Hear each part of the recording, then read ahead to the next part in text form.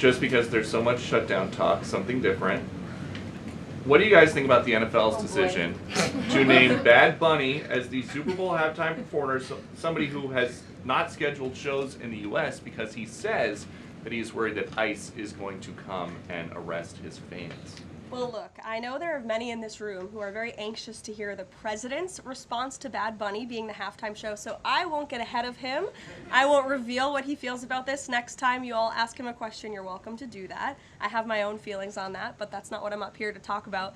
As far as ICE being at the Super Bowl, as far as I'm aware, there's no tangible plan for that in store right now. However, of course, this administration is always going to arrest and deport illegal immigrants when we find them. If they are criminals, we're going to do the right thing by our country. Kate. Did the president and Russ Vought decide yesterday in their meeting which cuts they wanted to make to agencies and which ones would be permanent? Again, I've kind of answered this question a few different times now. It's been asked in a few different ways.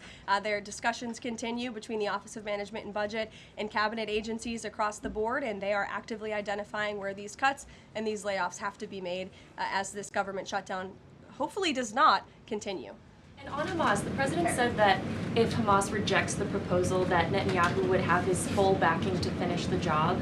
A UN report found that Israel was committing genocide in Gaza. Does the president have concerns about the civilians being killed, the worsening humanitarian crisis, and are there limits to what the White House would support when it comes to Israel's actions in Gaza? Look, the president has deep concerns about all of the atrocities that have taken place in the Middle East over the past few years. It's deeply unfortunate that he inherited this mess from the Biden administration. If you all recall, under President Trump in his first term, the Middle East was on a pathway for peace and prosperity. There was the historic signing of the Abraham Accords. Israel was on a path to normalization between Arab and Gulf nations, and we hope that can continue. But right now, the president has made it very clear to Hamas that this is an acceptable and detailed proposal that they must accept, or the consequences are going to be very grave for them. And he has given them a deadline of Sunday evening at 6 p.m. When I was out here on Wednesday, I told all of you, I'll leave it to the president to make that red line, and he now has.